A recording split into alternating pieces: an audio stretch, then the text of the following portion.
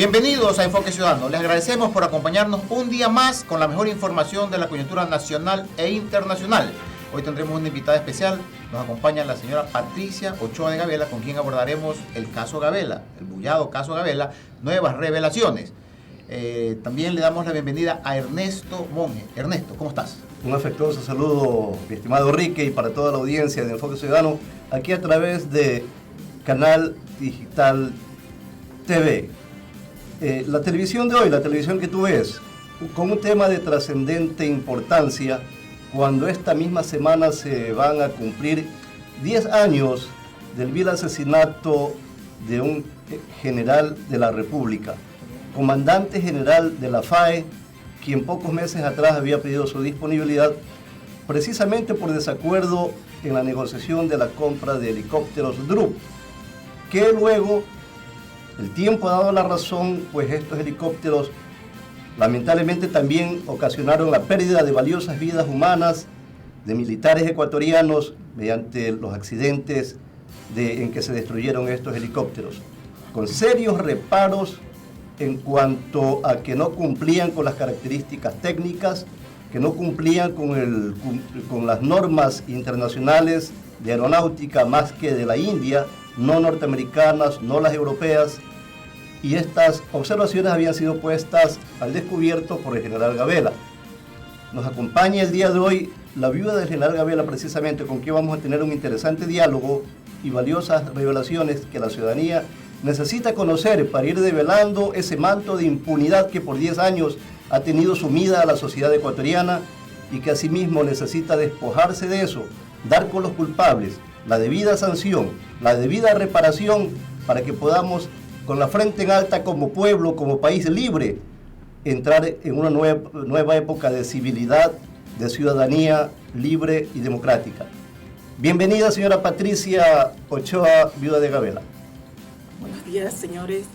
Muy amable por la invitación. Realmente un gusto estar aquí con ustedes para poder aportar en algo y que sea una fuerza para la sociedad, un apoyo para que ojalá se llegue a culminar sabiendo la verdad en el caso Gabela.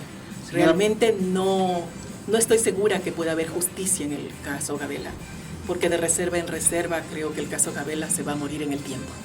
Señora Patricia, luego de todos estos acontecimientos, con informe del perito Mesa, con la comisión institucional que también estudió el caso Gabela, con la Fiscalía y una serie de instituciones que han estado revisando esta situación acaecida con su señor esposo, ¿cuál es su lectura a la fecha de todo este proceso que ha venido? ¿Está tranquila? ¿Está inquieta? ¿Le preocupa algunas situaciones? ¿Cuál es su lectura actualmente? Bueno, después de 10 años y no tener un informe serio sobre el asesinato del general Gabela, después de 10 años y en una primera instancia me dan una investigación judicial forjada con testigos protegidos falsos. Luego me hacen un comité institucional conformado solo por gente del Estado y lo único que hacen es darme un informe sin firma ni sumilla, y realmente no sé si es el verdadero informe del perito Mesa, y porque yo a quién le reclamo por algo que no tiene firma ni sumilla. Al final de cuentas me extraña muchísimo que ese comité institucional, a través de su cabeza, que era la ministra de Justicia, haya hecho el contrato con confidencialidad y con propiedad intelectual. Eso me deja mucho que desear. Eso significa, y me da la razón a través de todo este tiempo, que se vieron obligados a entregarme ese informe forjado, sin firma ni sumilla, porque jamás me iban a entregar nada cuando se cae el cuarto helicóptero DRU. Realmente, y luego se abre una investigación por ejecución extrajudicial en junio del 2018. Ya han pasado más de 2 años y medio casi, y de reserva en reserva no pasa nada. Seguimos en investigación y, como se darán cuenta, no hay pronunciamiento de la Fiscalía. Señora Patricia, primero que nada, pues la solidaridad de este programa, y entiendo que a través nuestro, mucho de la ciudadanía le quiere expresar esa solidaridad. Empecemos por el detalle y haciendo una línea de tiempo de los acontecimientos. Esto empieza con la necesidad institucional de la Fuerza Aérea Ecuatoriana de contar con helicópteros. Hay un informe que se requerían helicópteros y se elaboran 4 procesos fallidos de compra de helicópteros. En el segundo de ese proceso, incluso se llegó a adjudicar el contrato para la compra de helicópteros que tenía un presupuesto de 41 millones de dólares para la oferta de 38 millones que había presentado la compañía HAL, representada por Sumil, compañía anónima aquí en el Ecuador. Esa adjudicación aún así fue revertida una vez que se hicieron públicos los serios reparos que habían, tanto por el tema técnico, de que no cumplía con las especificaciones requeridas en los pliegos, como por un embargo que había puesto la Comisión Europea, porque la India había vendido estos helicópteros anteriormente a Myanmar y le había puesto un embargo. Eso representaba un riesgo de que esos helicópteros, aún comprándolos, Europa no permitiría después hacer la compra de repuestos. Bajo estas dos observaciones muy serias, se revirtió esa primera adjudicación, entiendo por el año 2006. Luego, cuando hubo el ataque a Angostura por parte del ejército colombiano, un tema de narcoterrorismo, se dio una prioridad a estas compras, y en ese marco que la Junta de Adquisiciones de Material Bélico del Ecuador hace la adjudicación de este contrato, pero ya para esa época su esposo estaba en servicio pasivo, ya le había dejado el cargo de comandante de la Fuerza Aérea Ecuatoriana. Empezando desde allí, y usted que ha estado junto a este protagonista de los inicios, ¿cómo era el ambiente en que se desenvolvía este tipo de negociación cuando habían serios reparos y finalmente, después de 4 procesos fallidos, precisamente por 45.200.000 dólares, se hizo la adjudicación de la compra de 7 helicópteros a la compañía HAL? Bueno, la compra, cuando se adjudica, es en el 2007. Mi esposo era comandante general. Ah, sí. Comandante general en esa época. Y el comité de mi esposo va con una documentación al comité, una documentación que le había mandado el ministro de Defensa de ese entonces, el señor Wellington Sandoval, y el señor Miguel Carvajal, subsecretario de Defensa, sobre las deficiencias de esos helicópteros. Cuando mi esposo pone esa documentación, a más de lo de Myanmar, ¿sí?, mi esposo es grabado por el comité de contrataciones. Esa grabación la tenía en sus manos el señor ministro de Defensa, Sandoval. Sandoval se le entrega a mi esposo. Pero, oh sorpresa, cuando después que mi esposo es asesinado en el 2011, yo, por el asambleísta Cobo, que fue a declarar en el caso de mi esposo, me entero que ya era público en el CAL una carta del almirante Arellano, que fue comandante de la Marina. Así. Adjuntando 3 documentos secretos. En esa carta decía que por lo delicado del asunto estaba enterado el subsecretario de Defensa de ese entonces, el señor Miguel Carvajal. En esa carta hablaba de que un párrafo que decía que la grabación del comité de contrataciones que le entregó el ministro Sandoval fue entregada por el señor Heller, accionista con el 60% de la empresa que vendió los helicópteros. O sea que había participación de la parte interesada de la venta, incluso con los altos mandos militares. Y no solamente eso, da la impresión que también había un interés del Ministerio de Relaciones Exteriores a efectos de mejorar la relación con la India por las inversiones previstas en el ámbito de la minería, y entre otros temas se hablaba de la colaboración en área de armamento. Entonces, incluso el subsecretario Valencia de Relaciones Exteriores, en su visita a la India, mencionó que las relaciones bilaterales estaban en su mejor momento, puesto que estaban hablando de diversos temas, entre esos la negociación de los helicópteros Drup. Está el ámbito en que se desenvolvía esta negociación. Bueno, eso se confirma y lo confirmé en la Asamblea Nacional en el 2018, cuando el periodista Cristian Zurita, que hizo un reportaje en el 2008 acerca de helicópteros que eran líos en la FAE, donde aparece un documento que mi esposo se lo pidió al periodista Zurita y que por secretos de fuente no se lo entregó, pero que él en el 2018 en la Asamblea dio el nombre de la persona que le había entregado en sus manos ese informe que no aparecía en la Fuerza Aérea. La persona que le había entregado ese oficio que hablaban mal de mi esposo y en el que se basó el reportaje era el representante legal de la firma Sumil, o sea, el señor doctor Cortés. Muy bien. Eran antecedentes que confirman que había una fuga de información del mismo comité de contrataciones. Vamos a continuar con estos importantísimos temas luego del corte.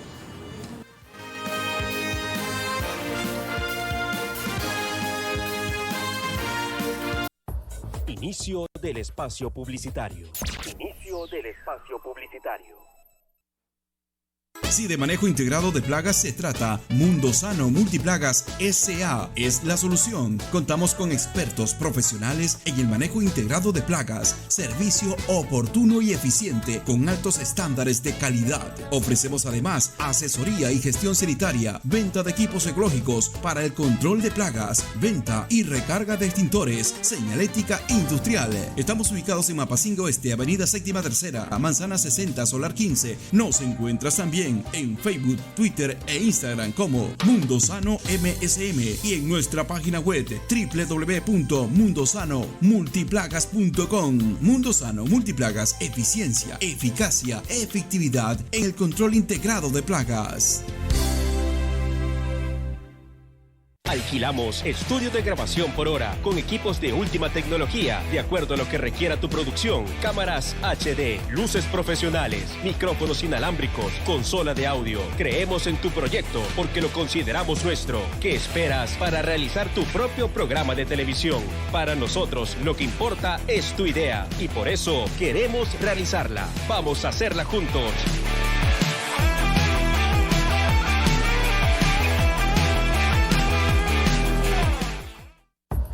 Fin de espacio publicitario. Fin de espacio publicitario.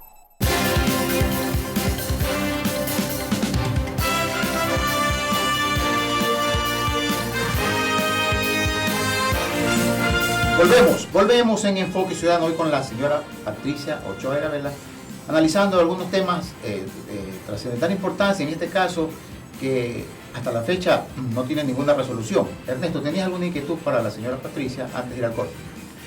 Bien, en este segundo segmento hay varios temas que tenemos que continuarlos explayando.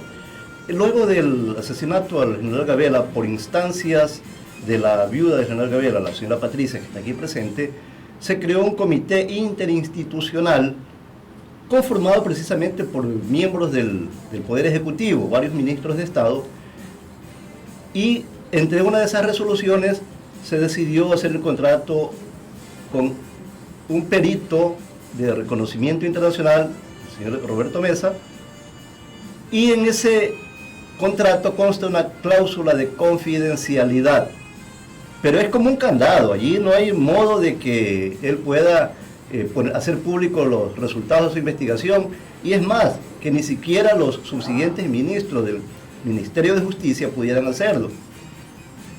Da la impresión que desde allí ya venía planificándose cubrir con impunidad el caso Gabela. Por un lado. Por otro lado, la Fiscalía había hecho su propia investigación y determinó que habían autores materiales. En la investigación no se podía ni siquiera establecer cuál era la ubicación del cuerpo, cómo quedó luego de asesinado el general Gabela. Por lo tanto, no pudieron efectuar la proyección balística. Luego llegan a la conclusión de que quien había disparado era una persona zurda, cuando un tal Francis, que fue señalado como el autor material, no era zurdo. Por otro lado, la Contraloría General del Estado había hecho observaciones a los contratos, a los procesos precontractuales y contractuales de la adquisición de los helicópteros DRU. Hace observaciones, pero no termina señalando responsabilidades. De lo que usted ha conocido, señora Patricia, y esto con el afán de ir condensando la entrevista porque el tiempo se nos hace corto y queremos llegar a una conclusión, tratando de ir condensando, y por eso hago esta relación de los hechos. De ese primer comité interinstitucional conformado por el gobierno del Estado, ¿cuáles son los resultados que usted pudo apreciar? ¿Le benefició? ¿Le abrió luces? ¿Qué se pudo ver ahí? Bueno, yo tuve participación nada más para informar qué había pasado la noche de los hechos y alguna documentación que aporté del comité, algunos documentos de persecución a mi esposo, nada más. Cuando yo preguntaba cómo iban los avances de la investigación, eran rotundos y todos me contestaban de la misma manera. Según decreto ejecutivo, solo el señor presidente le podrá informar. Nunca me informaron nada. Hasta que aproximadamente en el 2013, a finales de mayo del 2013 creo, no estoy segura la fecha, si es mayo o junio, pedí una cita con la señora Joana Pesantes, que estaba presidiendo el Ministerio de Justicia y presidí el comité. Y fui con una persona de la CEDU, el doctor César Duque, parientes de mi esposo, los abogados, y en esa reunión yo ya sabía que se había descartado el delito común, porque el representante de la ministra de Justicia de ese entonces, la señora Joana Pesantes, ahora secretaria jurídica de la presidencia, me informó. Él me había informado telefónicamente que estaba descartado el delito común. Entonces le pregunté a la ministra, delante de todos, y ella le llamó la atención fuertemente al señor sociólogo Pablo Costa, representante de la ministra en el comité. Me pareció extraño que fuera llamado la atención. Desde ese momento ya se sabía que estaba descartado el delito común, con la señora Joana Pesantes, la que empezó a la cabeza del comité institucional. Ese es el comité interinstitucional que hizo el contrato con las cláusulas de confidencialidad y que hablaba de que habían 3 instancias. En el primero, que presente un plan de trabajo. En el segundo, que señale si los motivos de este asesinato eran por delincuencia común o parte de la delincuencia organizada. Y si fuese este segundo el caso, entonces se pasaría a una tercera instancia, que sería de determinar quiénes serían los autores intelectuales de esto. Si existió el tercer producto, si se pagó el tercer producto, si ese tercer producto no aparece por ningún lado, ¿qué merece de criterio para usted? A mí, cuando los señores ministros comparecen a la Asamblea en el 2018, me llama mucho la atención que algunos se declararon totalmente amnésicos, pero fue el señor Lenin Lara quien sí asume que se dieron nombres, que en una reunión del ECU 911 en el 2013 se dan los nombres en una reunión, estaban todos los ministros y se dan nombres. Él asume eso, igual como lo asume el perito Mesa. Pero me llama mucho más la atención porque en el 2018 yo le pido reunirme con la ministra de Justicia que se había quedado en ese entonces, la señora Romo. La señora Romo me concede la reunión y ella tenía otra cosa que hacer y me deja con su asesor. Y me dijo que me entregaran los documentos que habían con respecto a la investigación que se había llevado, los documentos que habían acerca de la investigación del caso Gabel.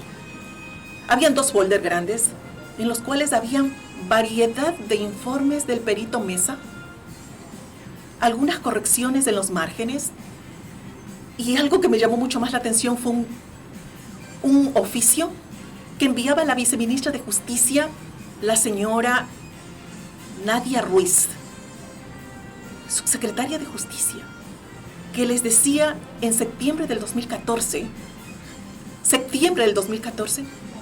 que hagan las observaciones al informe del caso Gabela y le mandaba todo eso a todos los subsecretarios de los ministerios que formaban parte de ese comité. Con eso creo que la respuesta está dada por esos informes que vi, por ese oficio. Son evidencias de que el tercer informe sí existió. Y que a mí me entregaron algo forjado. A usted entregaron forjado sin firmas de sin firma ni responsabilidad. semilla de responsabilidad. Señora Patricia, luego la Asamblea Nacional Legislativa conforma una comisión muy especial para investigar, resumir, acoger toda la información y llegar a conclusiones. Y entre esas, la segunda de las conclusiones dice que se presume que se haya tratado de un crimen de Estado. En la 10ª conclusión presenta un listado de las personas que integraron en diversas instancias, formaron parte de las investigaciones de diversas instancias, bien sea desde la Fiscalía, el juicio político a un exministro, las reuniones que hubo de este comité interinstitucional, un listado de cerca de 38 personas que deberían ser investigadas por la UAFE inclusive, y insta a que la Fiscalía tome cartas en el asunto. Pero, en honor al tiempo, queremos llegar a una conclusión. Estos últimos días circulan versiones de que la Fiscalía está tomando una nueva línea de investigación que incluso tira al tacho de basura los informes del perito Mesa. ¿Cuáles son esas nuevas revelaciones que permiten una nueva línea de investigación cuando estamos cerca de 10 años del crimen de su esposo? Bueno, estamos ante reserva judicial. Yo no puedo emitir ningún criterio al respecto. Creo que los indicados son el fiscal que lleva el caso y tal vez la señora fiscal general del Estado, que pueda dar alguna idea de lo que se está diciendo últimamente. Yo no he sabido nada de eso, realmente. Yo tengo conocimiento de otras cosas que están totalmente en reserva, pero sí me gustaría que me informen. No quiero que el caso Gabela, después de haber pasado por tantos fiscales generales, después de haber sido de alguna manera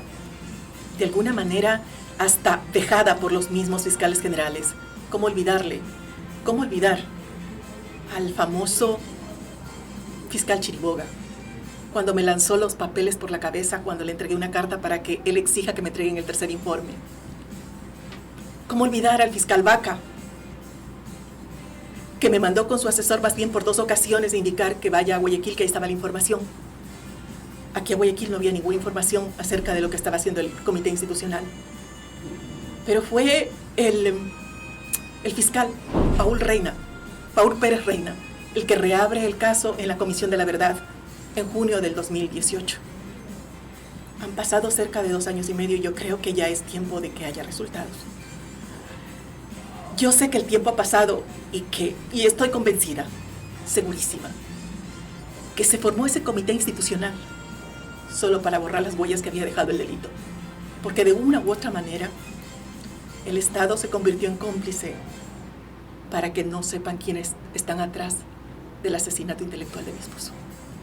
Una complicidad que pesa sobre la conciencia de todo el pueblo ecuatoriano. Volvemos luego del corte.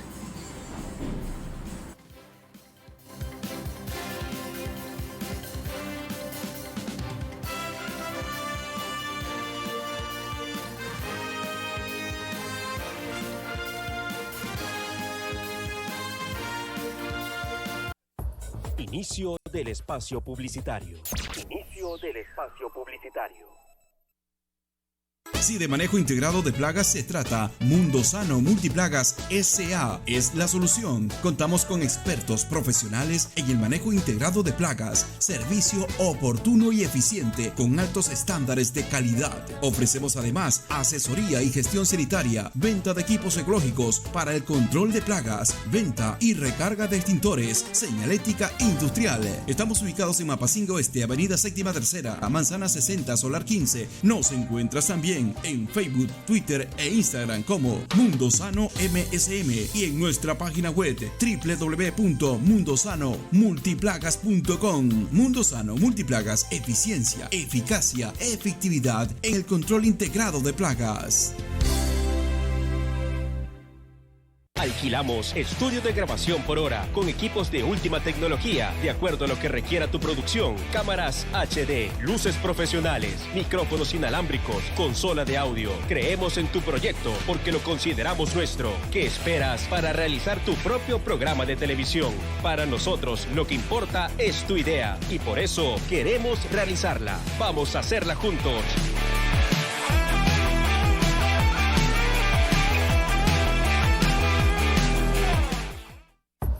Fin de espacio publicitario. Fin de espacio publicitario.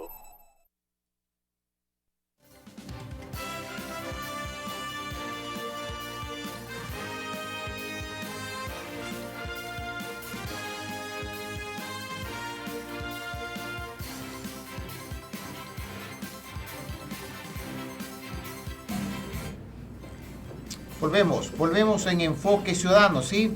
Estuvo con nosotros hace un momento, nos acompañó la señora Patricia Ochoa de Gabela sobre el tema Gabela. Realmente ella plantea algunas situaciones que la tienen incómoda, sobre todo preocupada, con muchas inquietudes y que realmente genera mucha preocupación también en la sociedad, en la ciudadanía, Ernesto.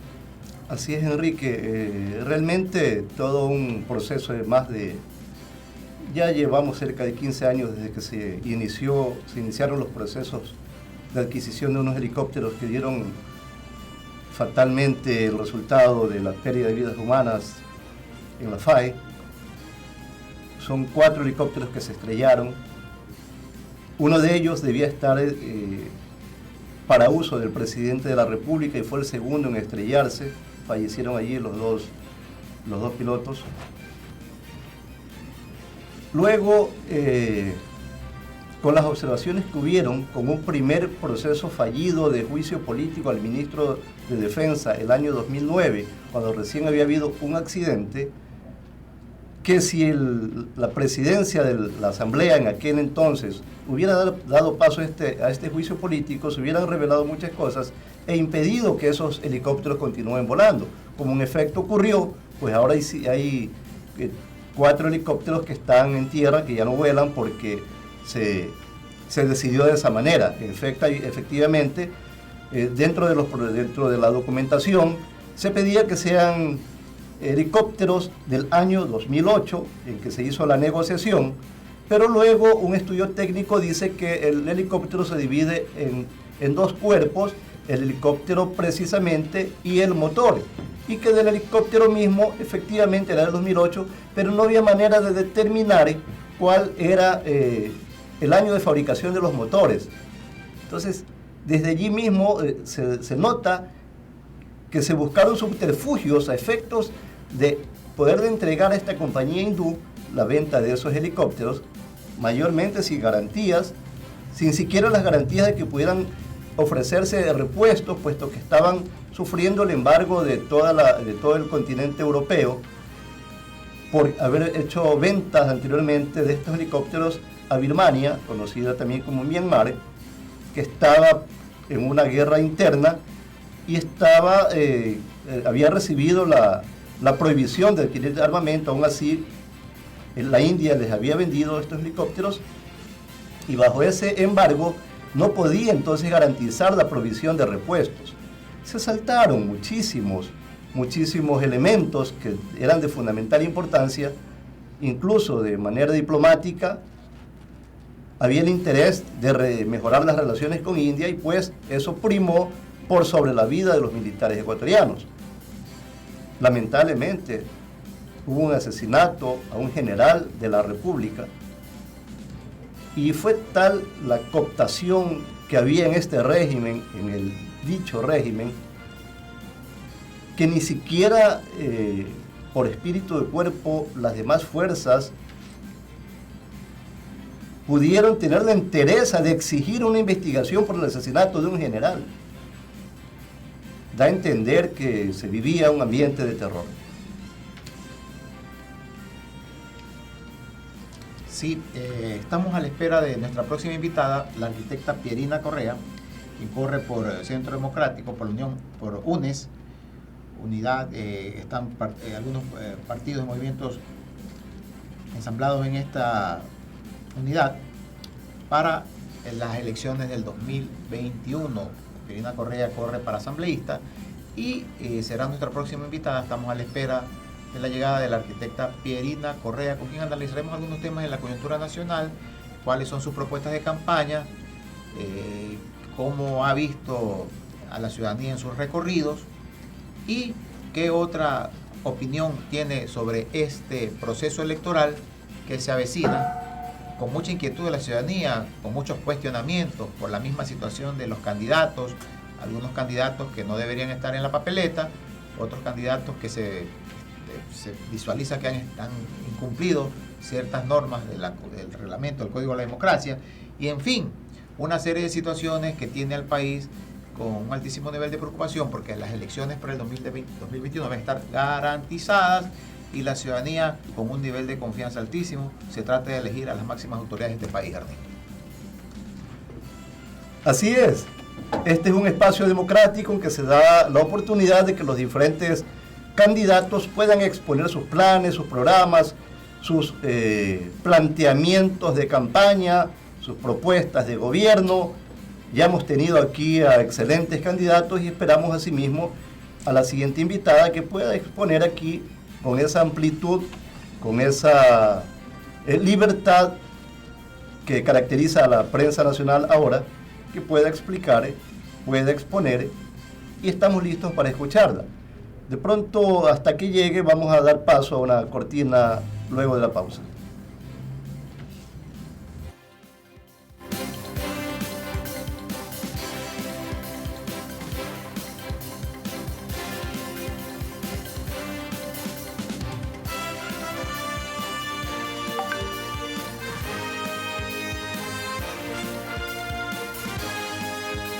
Alquilamos estudios de grabación por hora con equipos de última tecnología, de acuerdo a lo que requiera tu producción. Cámaras HD, luces profesionales, micrófonos inalámbricos, consola de audio. Creemos en tu proyecto porque lo consideramos nuestro. ¿Qué esperas para realizar tu propio programa de televisión? Para nosotros lo que importa es tu idea y por eso queremos realizarla. Vamos a hacerla juntos.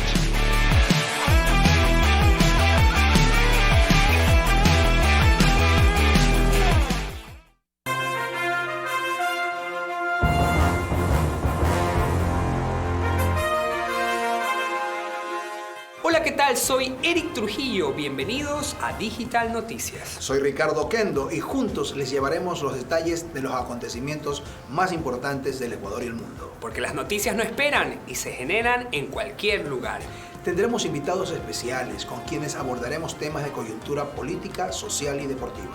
Acompáñanos de lunes a viernes de 8 a 9 de la mañana en TV Digital Online. Véanos y escúchenos desde su tablet, ordenador o smartphone. Síganos también en Facebook y en nuestro canal de YouTube. Digital Noticias, un informativo diario donde prevalece la verdad de las noticias.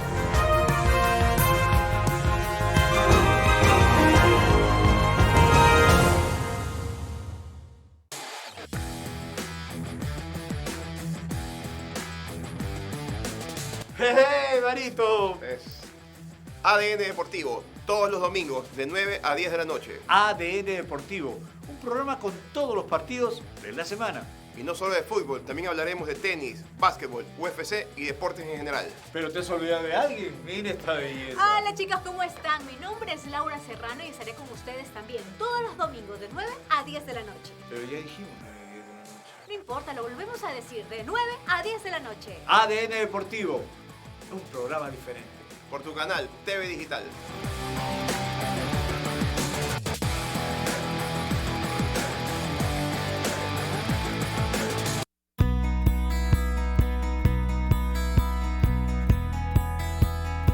Bienvenidos a Foro Agropecuario, un programa con información del sector agrícola ecuatoriano. Conoceremos a agricultores y campesinos con sus proyectos productivos, avances tecnológicos y estrategias innovadoras para el sector agrícola. Visitaremos regiones del agro muy productivas en nuestro país y hablaremos de sus cultivos, la economía, su distribución, los créditos y financiamientos para que ustedes conozcan lo importante que es este sector para la economía de nuestro Ecuador. En el campo está la riqueza, en la semilla nuestro alimento y en la gente que lo trabaja nuestro futuro. En Foro Agropecuario te informaremos sobre la actualidad del agro y crearemos el desarrollo de una política agropecuaria, porque con ustedes volveremos la mirada al campo. Sintonícenos todos los miércoles y viernes a las 7 de la mañana por el canal TV Digital Facebook Live. Los esperamos.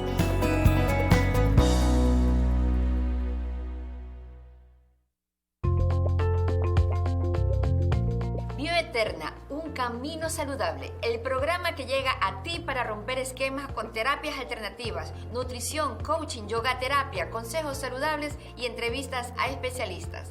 La mejor información para cuidar tu salud de forma natural. Todas tus dudas las resolverás aquí con Bioeterna, un camino saludable para todos. Sintonícenos todos los martes a las 11 horas por el canal TV Digital Online.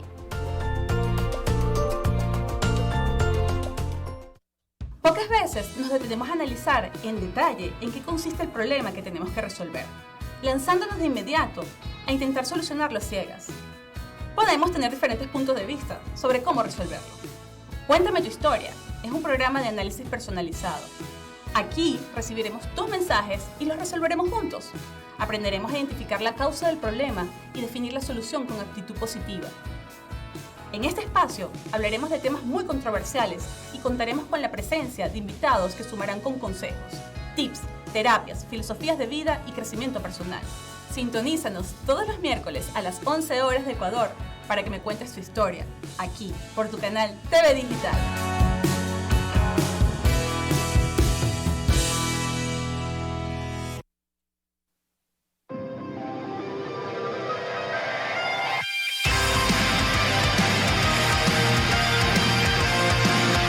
Hola amigos, soy Alejandro Ruilova. Aquí en el Astillero Pasión por el Fútbol y otros deportes te llevaremos toda la información deportiva de todos los equipos que actualmente están en el fútbol ecuatoriano. También analizaremos con veracidad la actualidad del fútbol nacional e internacional. Apasionate con nosotros de 12 a 1 de la tarde por el Astillero Pasión por el Fútbol, ya lo sabes, solamente por dónde, por tu canal TV Digital.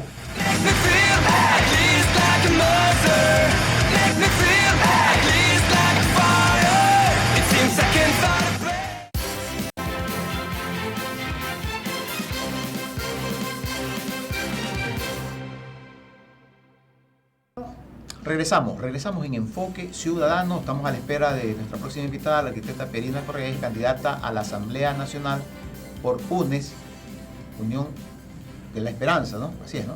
Unión por la Esperanza. Por la Esperanza, y candidata a asambleísta nacional, con quien vamos a conversar algunos temas de la coyuntura actual y además cuáles son esas propuestas de campaña que trae doña Perina. Pero antes de entrar en el tema, una vez que llegue, vamos a conversar, Ernesto, sobre la papeleta electoral. Parece que el binomio Noboa-Cornejo aún tiene dificultades para lograr la inscripción legal.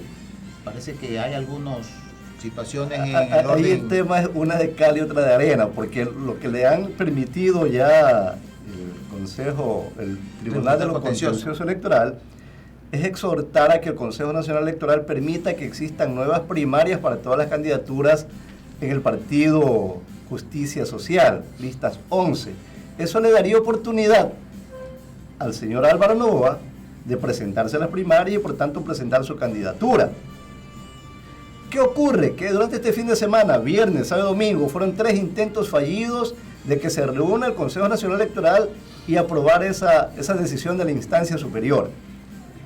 De modo que todavía estamos en el campo de la elucubración.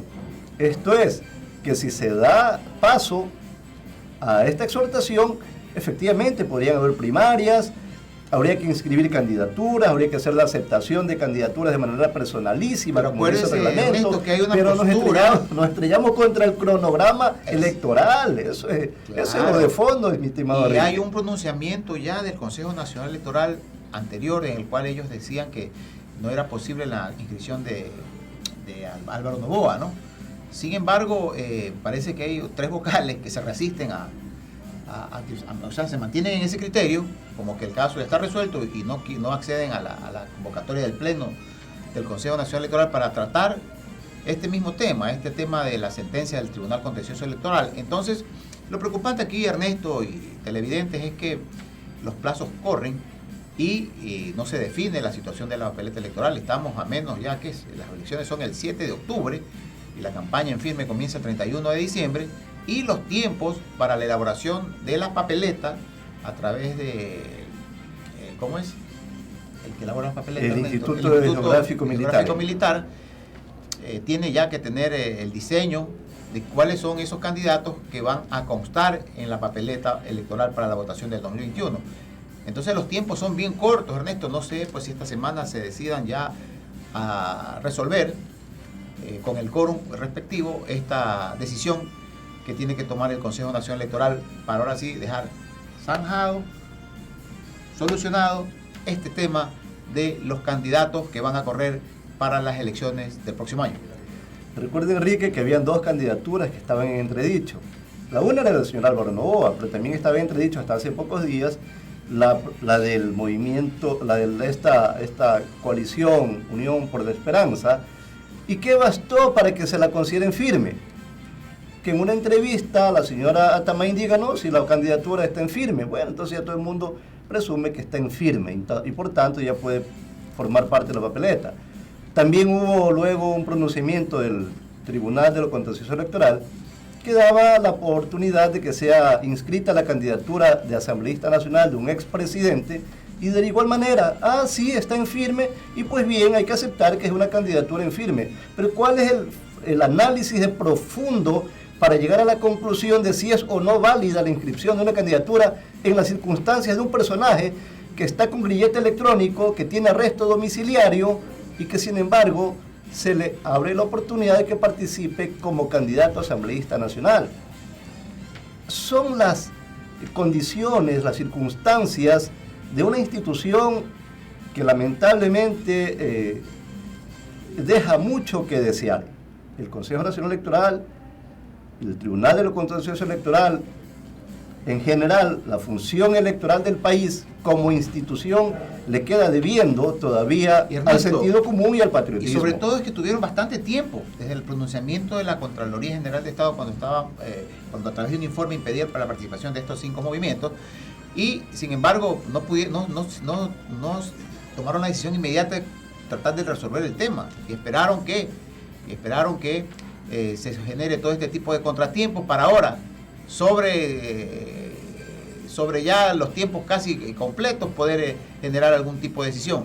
Eso es preocupante porque este tema del manejo electoral hay que hacerlo con responsabilidad, porque es una situación que va a determinar quiénes son los que van a manejar los destinos de este país a través de las diferentes dignidades que se disputarán en febrero del 2021, Ernesto. Entonces, como tú dices, queda debiendo las autoridades electorales, porque en este va y viene de decisiones, de falta de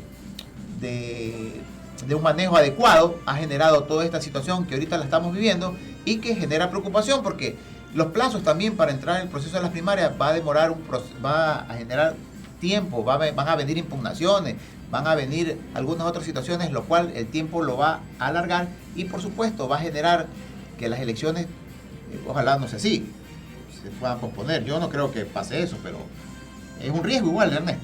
Claro, hay criterios que dicen por sobre estas consideraciones jurídicas, hay un principio fundamental que es el derecho a la participación democrática y que por tanto, siendo fundamental, siendo prioritaria, podrían alargarse los tiempos. La Constitución dice que el presidente electo tiene que posesionarse el 24 de mayo, tiene que haber una resolución del resultado de las elecciones de la segunda vuelta, tiempo anterior, una segunda y una primera vuelta, y si hacemos esa cuenta hacia atrás, los tiempos no van a dar. Lo único que quedaría es desde ahora empezarlos a alargar. Nos vamos a ir contra la ley, nos vamos a ir contra lo que dice la Constitución, en nombre de la participación democrática de un personaje. Estamos para ver qué más ocurre en este país. Sí, sobre todo la situación, Ernesto, es que hay mucha inquietud en la ciudadanía, ¿no? Y mucha preocupación. Estos tiempos electorales deberían haber estado, todas estas situaciones que se han presentado, estos imprevistos, estos imponderables, deberían haber estado ya considerados al momento que se generó este proceso electoral. Y sobre todo, vamos a ver, esta semana yo creo que tiene que resolverse el tema de la inscripción del abogado Álvaro Noboa y Gino Cornejo, su binomio, para que de una vez quede establecido quiénes son los que van a ir en la papeleta electoral y el Instituto Geográfico Militar pueda iniciar las impresiones de las mismas. La señora Tamaín le escuchaba que tenían un plazo que a partir del 15 de diciembre tenían ya dispuesto enviar la información para la impresión de las papeletas. Sin embargo, hasta el día de hoy no se resuelve el tema de un binomio por justicia social, que es el del abogado Noboa con Gino Cornejo. Así que veremos. Nuestra siguiente invitada es quien encabeza la lista nacional de asambleístas por Unión por la Esperanza, que está propiciando el binomio Arauz-Rabascal. Dando lugar a que llegue nuestra siguiente invitada, nos vamos a ir a un corte.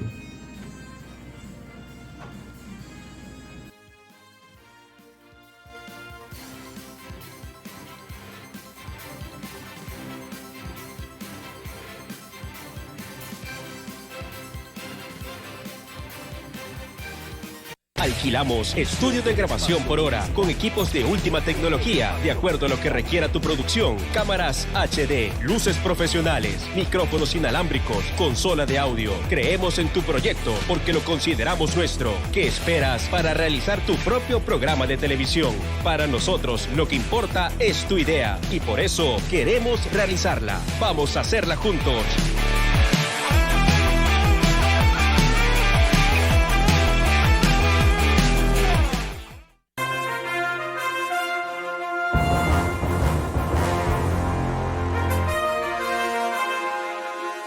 Hola, ¿qué tal? Soy Eric Trujillo. Bienvenidos a Digital Noticias. Soy Ricardo Kendo y juntos les llevaremos los detalles de los acontecimientos más importantes del Ecuador y el mundo. Porque las noticias no esperan y se generan en cualquier lugar.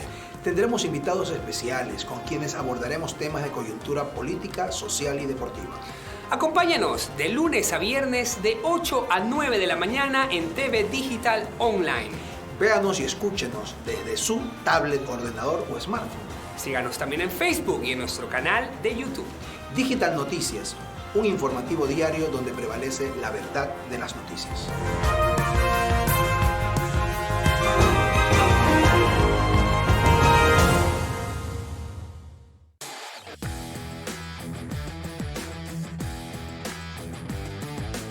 ¡Hey, Marito! Es ADN Deportivo, todos los domingos de 9 a 10 de la noche. ADN Deportivo, un programa con todos los partidos de la semana.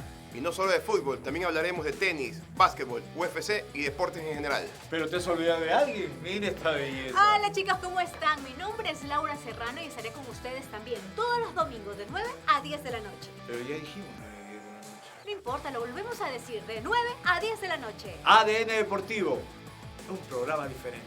Por tu canal TV Digital.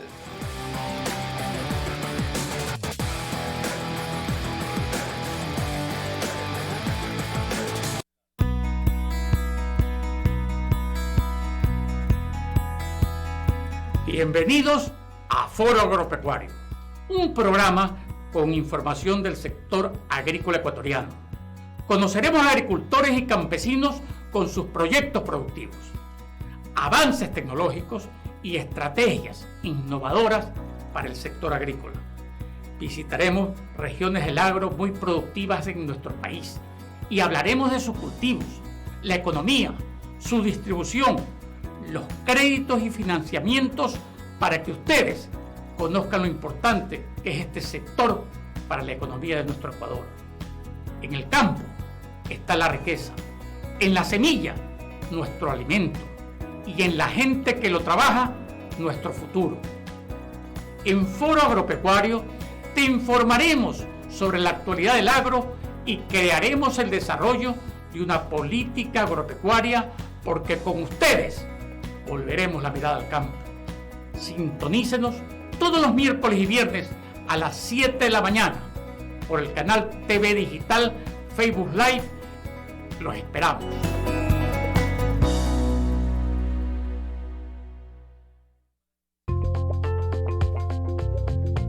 Bioeterna, un camino saludable. El programa que llega a ti para romper esquemas con terapias alternativas, nutrición, coaching, yoga terapia, consejos saludables y entrevistas a especialistas.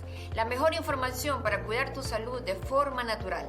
Todas tus dudas las resolverás aquí con Bioeterna, un camino saludable para todos. Sintonícenos todos los martes a las 11 horas por el canal TV Digital Online. Pocas veces nos detenemos a analizar en detalle en qué consiste el problema que tenemos que resolver, lanzándonos de inmediato a intentar solucionarlo a ciegas. Podemos tener diferentes puntos de vista sobre cómo resolverlo. Cuéntame tu historia. Es un programa de análisis personalizado. Aquí recibiremos tus mensajes y los resolveremos juntos. Aprenderemos a identificar la causa del problema y definir la solución con actitud positiva. En este espacio hablaremos de temas muy controversiales y contaremos con la presencia de invitados que sumarán con consejos, tips, terapias, filosofías de vida y crecimiento personal. Sintonízanos todos los miércoles a las 11 horas de Ecuador para que me cuentes tu historia, aquí por tu canal TV Digital.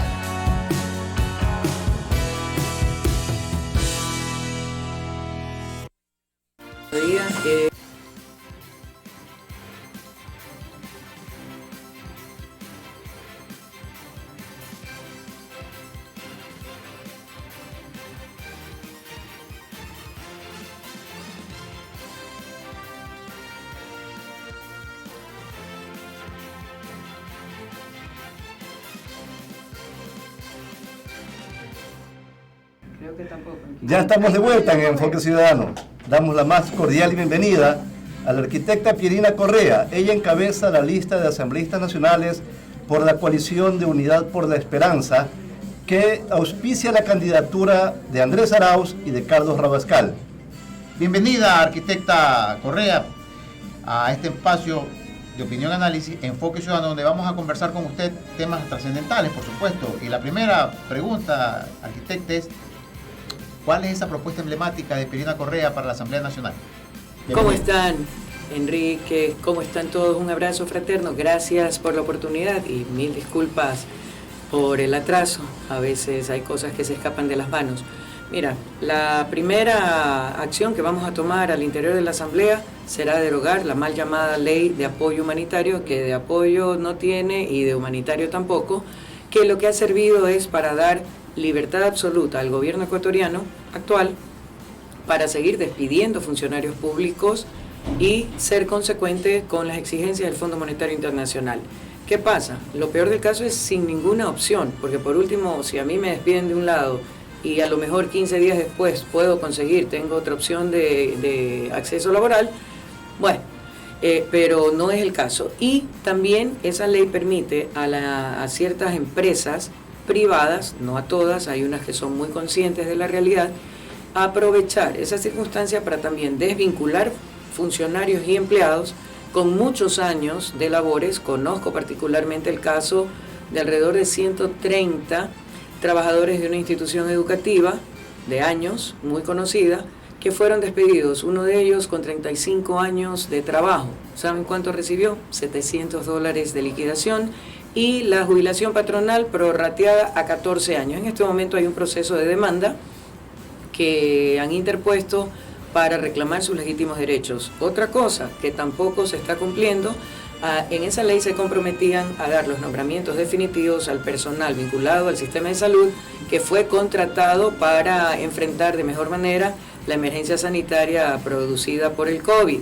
Pero recuerden que antes de eso habían sido despedidos muchísimas personas de todo lo que es la atención en salud, no solo médicos, enfermeras, licenciadas, personal administrativo, personal de limpieza, mantenimiento, etcétera, cuando era necesario, y eso se visibilizó claramente en época de pandemia. Tampoco les han cumplido, y por un lado, en el doble discurso se sigue diciendo que se les va a dar el nombramiento, pero por otro lado se sigue despidiendo personal en un sector tan importante como es la salud para cualquier sociedad del mundo. Eso por un lado. Y al cabo de los 4 años de labores, que quisiéramos poder constatar que la ciudadanía ha recuperado la confianza y el respeto al primer poder del Estado. El legislativo, aunque no todos lo conozcan, no solo trata leyes o reforma leyes, fiscalización, también la aprobación del presupuesto general del Estado y genera todo el marco jurídico legal para que el Ejecutivo, es decir, presidente y vicepresidente de la República, puedan diseñar políticas públicas e implementar diferentes acciones, programas, proyectos dentro de su plan de trabajo y de su plan de desarrollo en beneficio de toda la comunidad, garantizar la gobernabilidad en el país, recuperar la institucionalidad del Estado y comprobar, hacer seguimiento de que todos los funcionarios sujetos a la fiscalización de la Asamblea cumplan a cabalidad con su función y su responsabilidad. Pierina, hay una inquietud de la ciudadanía, preguntan, ¿qué la motivó a Pierina Correa a entrar en la ley electoral? Porque usted viene trabajando indudablemente a través del proyecto político liderado por el expresidente Correa, pero sin embargo me preguntan, ¿qué la motivó ahora para que usted sea parte de ese ensamble, de esa asamblea que se viene en el 2021? Miren, para que conozcan la realidad, realmente nunca fue mi intención entrar en política. Lastimosamente o favorablemente, en el 2006, cuando mi hermano Rafael decidió lanzarse a la candidatura a la presidencia de la República, me invitó a ser parte del proyecto. Nosotros habíamos organizado el Frente de Profesionales Ecuador Diferente como para dar un apoyo desde los diferentes ámbitos de las profesiones al gobierno de Rafael, a la propuesta de él. Sin embargo, me hizo una invitación puntual de ser coordinador de migrantes de Alianza País en esa época y me lanzó al vacío. Entonces, porque me tocó recorrer todo el país y visitar las comunidades ecuatorianas radicadas en los países de acogida, tratando de informar y de presentar el plan de migrantes. Éramos la única organización política que lo tenía, incluido el plan de retorno, la propuesta de la Secretaría del Migrante, entre otras cosas, y ese fue mi trabajo. Así recorrí todo el país, pero nunca fue mi intención y nunca he sido funcionario público. Para también aclararle a muchas personas, la Federación Deportiva del Guayas es entidad privada autónoma que recibe rentas del Estado, pero no somos funcionarios públicos y en mi caso concreto la ley señala que los dirigentes, los presidentes de organismos deportivos somos voluntarios, no somos parte de rol de pago ni facturamos, eso también hay que aclarar. Por lo tanto, yo no he recibido dinero ni sueldo de la federación, pero cuando he sido candidata siempre ha sido, a ver Rafa, ¿desde dónde crees que puedo aportar más? Yo tengo alrededor de 15 campañas políticas a mi haber y he sido candidata en 3 ocasiones, si no recuerdo mal, y en esta. El año pasado yo me retiré, en el 2013 renuncié al movimiento, no al proyecto, y lo dije así muy claramente en la rueda de prensa en que anuncié mi decisión, y que desde cualquier instancia en la que me tocara desempeñarme seguiría apoyando y aportando a ese proyecto. Y así me mantuve 5 años porque dije, no vuelvo a hablar de política públicamente y soy persona de palabra. El año pasado mi hermano me llamó para que aceptara la candidatura a prefectura del Guayas, dadas las circunstancias que vivía el país, el hecho de no tener movimiento político propio, de que nos habían obstaculizado 3 veces ese derecho legítimo a crear una organización política propia, y nos cobijó finalmente Compromiso Social Lista 5. Era una situación muy especial en la que competíamos, participábamos con todo en contra, sin recursos económicos, con boicot bloqueo por parte del gran sector de la prensa convencional y sin haber podido tener candidaturas en todas las circunscripciones en las que se elegían. A pesar de eso, y gracias a un trabajo fuerte, a un respeto y a una confianza que gracias a Dios me he ganado de parte de la ciudadanía en los diferentes recorridos, porque mi trabajo siempre ha sido en campo, no en escritorio. Tuvimos una votación sumamente importante a tal punto que el CNE nos declaró la primera fuerza política del país y empezaron los bloqueos nuevamente, esta vez también al movimiento. Por eso participamos por UNES, Unión por la Esperanza ahora, y Lista 1, Centro Democrático. ¿Por qué acepté la asamblea? A ver, a mí me gusta ser más ejecutiva, es decir, una prefectura, algo en el que se pueda trabajar, consensuar, ejecutar, es un poco lo que me gusta. Sin embargo, dada la situación del país, es necesario trabajar fuertemente con un método Webster que va a dispersar, va a atomizar tremendamente la asamblea, porque no va a haber ningún movimiento que pueda por sí solo captar una mayoría. No es imposible, pero es bastante improbable, por lo tanto habrá que conseguir lograr consensos, acuerdos sobre ejes programáticos, no esos acuerdos de salivita de un día para otro, sino serios, profundos, con diferentes organizaciones que tengan 1, 2 curules, pocas curules, que se sumen a nuestro bloque y de esa manera poder tener una mayoría que permita garantizar la gobernabilidad en el país y la ejecutividad de las decisiones, programas, proyectos, políticas públicas que requiere el binomio de la esperanza, Andrés Arauz, Carlos Rabascal, implementar para reactivar la economía y propender al desarrollo de todo el pueblo ecuatoriano. Irina, usted es una mujer que se ha caracterizado por ser una mujer de lucha permanente, sobre todo en apoyo al proyecto político que lideró su hermano, el expresidente Rafael Correa, que ha estado en la trinchera permanente, ha sido una mujer que ha estado recorriendo el país. En ese proyecto original del expresidente Rafael Correa, a la fecha, ahora que están auspiciados por Centro Democrático, el proyecto se mantiene, va en esa misma línea, ¿o ha habido algunos cambios sustanciales en este proyecto? A ver, nosotros somos de una misma línea. Definitivamente en 10 años de gobierno de Rafael se implementó el proyecto, pero faltaba mucho. Nuestro proyecto político no es de corto plazo para lograr una transformación profunda de todas las estructuras existentes, que es lo que nosotros proponemos en los diferentes ámbitos del quehacer de nuestro país. Se requieren 20, 30 años. Y no somos eternos, por lo tanto había que ir a una renovación generacional y eso lo personifica Andrés Arauz, que a sus 35 años es un joven pero sumamente bien preparado académicamente, con experiencia ya en servicio público, ha estado al frente de importantes instituciones durante el gobierno de Rafael, con un seguimiento diario desde el Observatorio de la Dolarización a la realidad socioeconómica de nuestro país y por ende con claridad absoluta de las decisiones y políticas que hay que implementar para recuperar, dinamizar la economía y reenrumbar el país en esa senda de desarrollo. ¿Hay que hacer ajustes? Sí. Seguramente se cometieron errores también, somos humanos, por tanto imperfectos, pero de los errores se aprende. Lo importante es no quedarse en esos errores.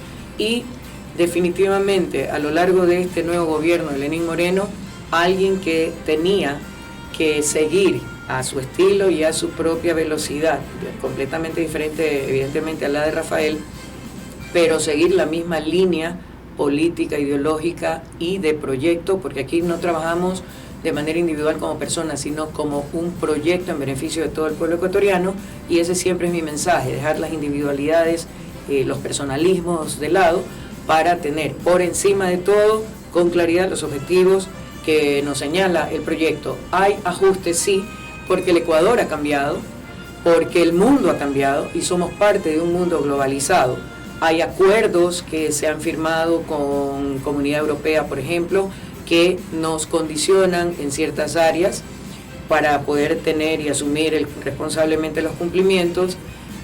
Hubo todo un desastre, una ruptura del Estado de Derecho en el país a partir de la consulta popular de febrero de 2018, que ya consta en un informe que fue ilegal, ilegítima e inconstitucional, pero que permitió toda la debacle que estamos haciendo. Un Consejo de Participación Ciudadana transitorio que hizo y deshizo con el Estado de Derecho del país, con la institucionalidad, la destrozó para permitir que vivamos lo que actualmente tenemos como realidad en el país. Por lo tanto, si bien a grandes rasgos se mantienen los ejes originales de desarrollo y de oportunidades, inclusión, de equidad para todo el pueblo ecuatoriano, fomentar, por ejemplo, la ciencia, la tecnología, la investigación, el desarrollo de ciertas áreas de recursos naturales, por ejemplo, que son necesarios ante el susto, el brinco, el sube y baja, la inestabilidad que siempre nos genera el petróleo, por ejemplo,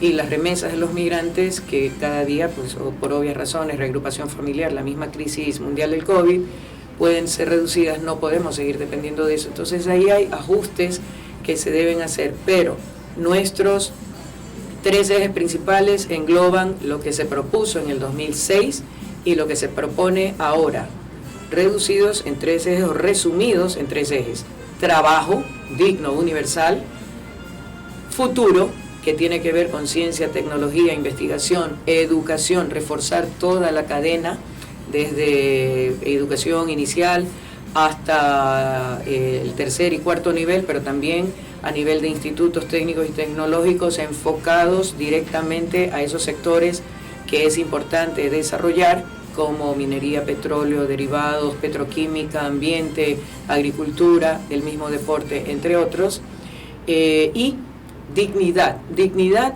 que se resume en 3 partes principalmente: la Comisión de la Verdad, procesos constituyentes que incluyen la opción de una asamblea constituyente, pero no de manera exclusiva, ir a un plebiscito, es decir, la consulta al pueblo ecuatoriano, y eventualmente que dentro del marco legal correspondiente la asamblea que asuma el 14 de mayo del 2021 pueda convertirse por un tiempo definido, con objetivos claramente definidos también, en una especie de constituyente que revise puntualmente las cosas que son necesarias ajustar, reformar o readecuar para que la Constitución, que finalmente se consolide de esa manera, responda a la realidad actual de nuestro país y a las necesidades, el marco jurídico requerido. Y la recuperación de la calidad y calidez de los servicios básicos, los servicios públicos, están venidos a menos. Hoy vuelven los tramitadores, fluctúan de 20 a 60 dólares, hoy se venden de nuevo las cédulas, los pasaportes, las licencias, los turnos en el SRI, en el Seguro Social. Ahora es un lujo enfermarse. Entonces es necesario ir a recuperar esa institucionalidad que la han fraccionado, la han destrozado, y esos son, a grosso modo, los 3 ejes que estamos manejando, pero que engloban lo que hemos venido proponiendo desde un inicio. Serina, una inquietud de la ciudadanía también, antes de darle el paso a Ernesto brevemente. Hay un tema que preocupa, que es el tema de la dolarización. ¿Cuál es el proyecto contemplado ahí? ¿Se va a desdolarizar? ¿Se va a mantener la dolarización? Eso quiere saber la ciudadanía. Desde el inicio es una de las grandes preocupaciones y es lo que está usando los otros candidatos para pretender lesionar la figura de Andrés Arauz. Como dije, es un joven, 35 años, pero está por terminar un PhD, es experto en macroeconomía, ha sido parte continua del Observatorio de la Dolarización, lo que le ha permitido, como su nombre lo dice, observar el movimiento económico y financiero en nuestro país, que lo recibimos dolarizado, por si acaso. O sea, prohibido olvidar, dice Rafa.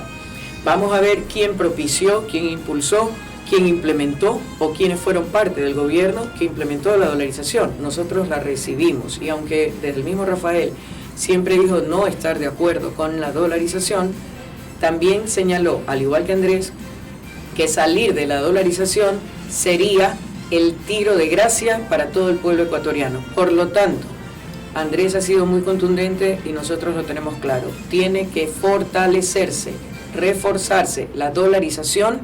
¿Y cómo se lo hace? Inyectando dólares a la economía. Habría que preguntar quiénes son los del doble discurso, que por un lado dicen que nosotros queremos desdolarizar, pero que también son los que sacan en grandes cantidades el dinero a cuentas offshore y paraísos fiscales, y ahí encontrarán la respuesta de quiénes son los interesados en desdolarizar. Importante, Pirina, lo que usted acaba de mencionar, porque de manera contundente.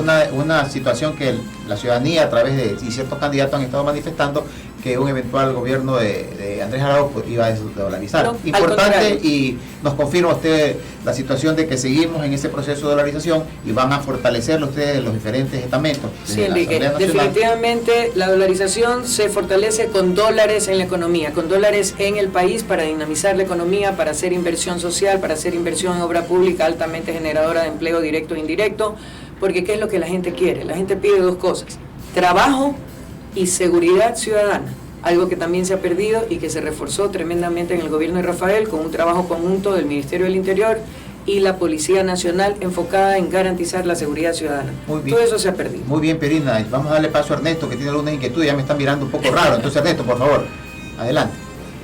Habría muchísimo que conversar con la arquitecta Pirina Correa.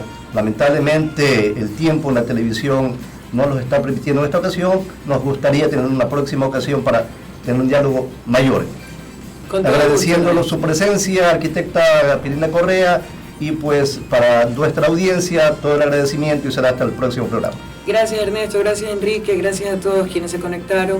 Efectivamente entiendo que el tiempo al aire es súper corto y también costoso, pero aquí estoy a disposición todavía tenemos algún tiempo hasta la campaña y el proceso electoral como tal, por lo tanto a disposición. Yo soy fiel convencida de que la información es importantísima para que quienes nos escuchan y nos ven puedan analizar, comparar y tomar las mejores decisiones. Así que a la orden sí. Le tomamos la palabra y la vamos a convocar en una próxima oportunidad. Pierina, gracias por haber asistido a este Enfoque Ciudadano el día de hoy. Con nosotros será hasta una próxima oportunidad. Bendiciones, hasta pronto.